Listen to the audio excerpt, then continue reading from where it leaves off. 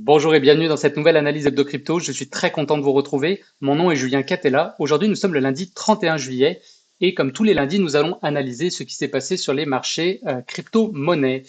Et donc, le 31 juillet, ça veut dire qu'on a la clôture mensuelle qui vient d'avoir lieu en fait, puisqu'il est 20 heures passées à Montréal. Et donc là, sur les bougies en tant que telles. On a commencé le mois d'août ici, donc ça nous permet vraiment d'avoir l'analyse complète du mois de juillet. Donc on a eu un mois de correction, hein. On a fait une correction de l'ordre de 4% et quelques sur le Bitcoin, donc rien d'alarmant. On avait eu un mois de juin qui avait été, pour rappel, très explosif, hein, puisqu'on est allé chercher très bas aux alentours de 24 756. On avait eu une pointe à 31 458, donc ce qui représente quand même une variation de l'ordre de 27%. Et ensuite, on avait fini dans le mois en vert à 23%. Donc 23% d'augmentation sur le Bitcoin en un mois, c'était assez significatif. Donc il était normal d'avoir un mois de correction. Encore une fois, rien d'alarmant. On est sur un scénario qu'on a déjà identifié et qu'on a même déjà tracé. Alors là, moi, je m'attends à ce que la semaine qui s'en vient là et les semaines prochaines, on continue notre baisse. Alors, je m'attends à avoir une correction pour un prix qui viendrait rebondir, j'imagine, autour des 26 800. D'accord? Donc, je vous rappelle que l'objectif et l'idée là, ce serait de ne pas faire un nouveau plus bas au niveau de la consolidation. Donc, un prix qui rebondit autour des 26 700. On repart jusqu'au pivot, hein, la ligne violette ici qu'on a tracée et identifiée aux 31 000 $, hein, tout simplement les prix psychologiques. Et ensuite, pour rappel aussi, on espère voir un écrasement là, de la volatilité, un prix vraiment qui vient comme ça euh, osciller très légèrement autour de notre pivot pour éventuellement voilà, le dépasser, le breakout comme on dit. On verra si ça aura lieu à la fin de l'année ou en début d'année prochaine, mais au niveau temporel, ça devrait ressembler à ça. Voilà. Alors on va regarder un petit peu ce qui s'est passé aussi dans la semaine sur quelques autres projets, et notamment un, je voulais vous en parler la semaine dernière parce que ça avait bien monté. C'est tout simplement le Dogecoin. Donc dès lundi, hein, on a eu une bonne hausse sur le Dogecoin. Ça s'est poursuivi toute la semaine et donc on finit avec une hausse de l'ordre de 8,76%.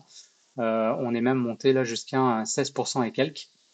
Alors pourquoi le Dogecoin a augmenté cette semaine? Pour ceux qui suivent ça, ou peut-être même ceux qui font partie du réseau social Twitter, vous avez sûrement vu que l'application Twitter a changé de nom. Donc maintenant c'est X, hein. Vous savez, Elon Musk, il est fan de la lettre X. Alors le réseau social a été rebaptisé, mais c'est pas seulement ça. En fait, Elon Musk, il a vraiment une vision pour Twitter, du coup, ou X, dont il a déjà parlé hein, en fait dans les médias. C'est que lui, il imagine créer une plateforme un peu comme WeChat en Chine, d'accord? Donc c'est un espèce d'application, une application qui va regrouper beaucoup de services et notamment des services financiers. C'est pour ça qu'il dit de Everything App. Je pense que c'est le slogan de la nouvelle application là après son nouveau baptême. Donc, comme on sait que Elon Musk aime bien le Dogecoin, comme il y a de fortes spéculations qu'un jour le Dogecoin serait utilisé voilà, pour un de ses projets, d'après moi, vraiment la hausse qu'on peut avoir ici, c'est lié à ça, hein. C'est vraiment tout simplement de la spéculation. Certains investisseurs pensent que le Dogecoin peut monter fortement s'il y a des news par rapport à ça. Rappel quand même, pour ceux qui n'ont pas du tout suivi l'évolution du Dogecoin lors du dernier bull run, on a un coin ici qui a vraiment explosé, hein. Ça a été un des top performers. Donc on était parti quand même très bas, hein. Il y avait une forte correction. ATH de 2018, on était à 0,2 dessous, toujours en dollars américains. On avait baissé 94%, on avait eu un pic à 0,0011. Le pivot, vous commencez à voir maintenant visuellement où est-ce que ça se passe. On va dire qu'on était à peu près allé jusqu'ici. Et quand on a cassé ce pivot-là, on est ensuite parti chercher les 76 sous. Donc on parle quand même d'une hausse de 16 000%, voilà, à partir du breakout, hein, tout simplement, hein. Pour ceux qui ont acheté plus bas, c'est encore plus violent comme hausse. Et c'est vraiment Elon Musk qui a drivé toute cette hausse-là. Donc on sait que Elon Musk et le Dogecoin, pardon, sont fortement et intrinsèquement liés quasiment. Donc voilà. À suivre ce qui va se passer. D'un point de vue graphique, hein, parce que nous, c'est ce qui nous intéresse. Ici, on ne fait pas l'analyse de l'actualité. Voilà, je vous donne simplement un petit contexte, comme ça, vous voyez un petit peu ce qui se passe. C'est-à-dire que derrière, même si on n'a pas eu la news, que voilà, l'application Twitter a changé de nom, que Elon Musk a un projet de faire de Everything App et d'introduire des services financiers dessus, potentiellement en utilisant le Dogecoin, bah en fait, quelqu'un qui fait l'analyse graphique, il voit tout simplement, bah voilà, le prix il nous donne l'information qu'il se passe quelque chose sur le Dogecoin. Et ce qu'il faut faire, bah, tout simplement, c'est regarder euh, la gueule du graphique et voir un petit peu si on est sur un pari qui est intéressant, en tout cas, qui est asymétrique en termes de risque. Donc là, on a quand même, je trouve, un prix qui a fortement, qui s'est très bien tenu hein, pendant la baisse, qui a rebondi à de multiples reprises sur ce niveau-là. Euh, on va le tracer, bah, pas le tracer, mais ici, le regarder, il est à 0,0667 pour être précis. Donc voilà, le prix est venu rebondir quand même dessus une fois, deux fois. Rappelez-vous, là, on est en weekly. Troisième fois, on l'a cassé. On est tout de suite remonté.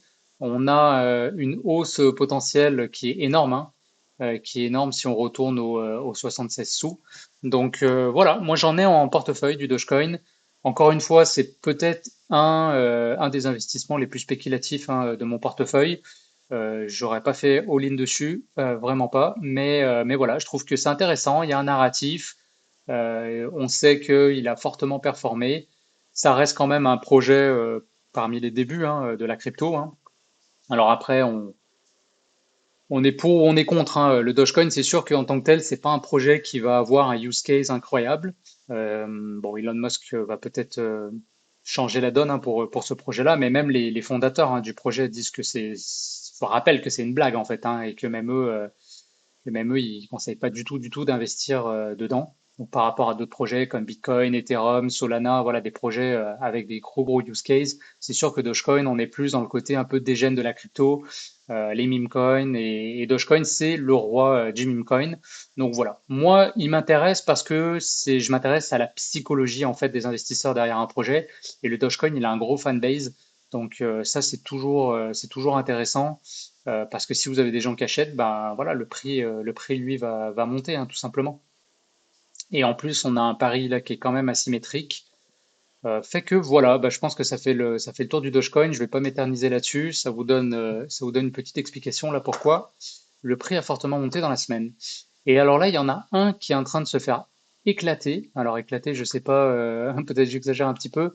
On est là dans le secteur de la DeFi. On a le projet Curve qui s'est fait hacker en fait. Ils ont perdu plusieurs millions. Alors je j'ai pas vu la somme exacte, mais il y a eu un hack important.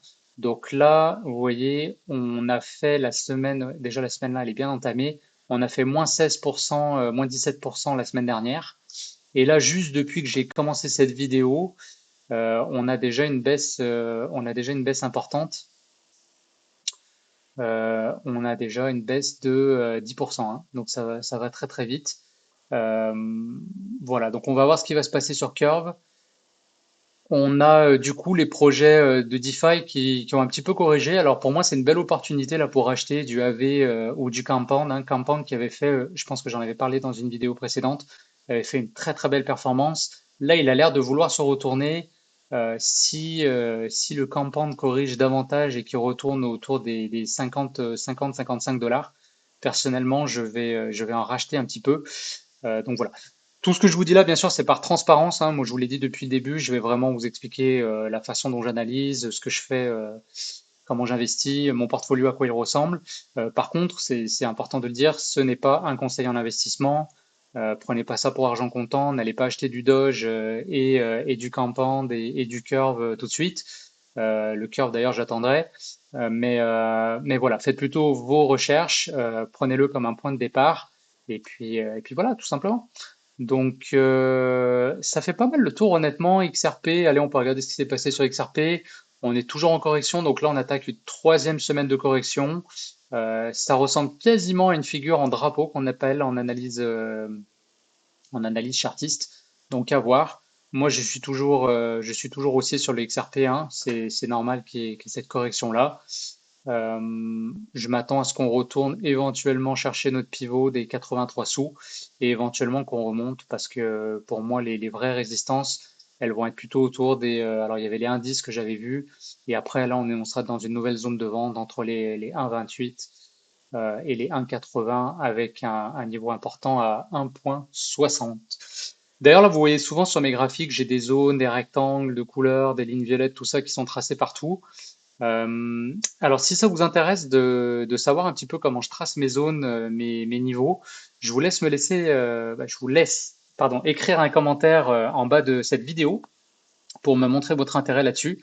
Et si j'ai plusieurs commentaires et je vois que ça vous intéresse, et ben définitivement, je prendrai un moment pour vous montrer comment je trace mes zones la semaine prochaine, lundi prochain, on va regarder ça. Voilà, ben pas la peine de faire plus long. Je pense que l'essentiel est dit. On continue sur une correction, à mon avis, sur les marchés en général. Tant que le Bitcoin, de toute manière, doit corriger, on devrait avoir des altcoins qui, elles aussi, vont corriger, alors plus ou moins fortement en fonction des actualités, comme vous avez vu. Donc profitez-en, c'est un bon moment pour rentrer sur les marchés tranquillement. Faites du DCA, faites vos recherches, comme d'habitude, je me répète.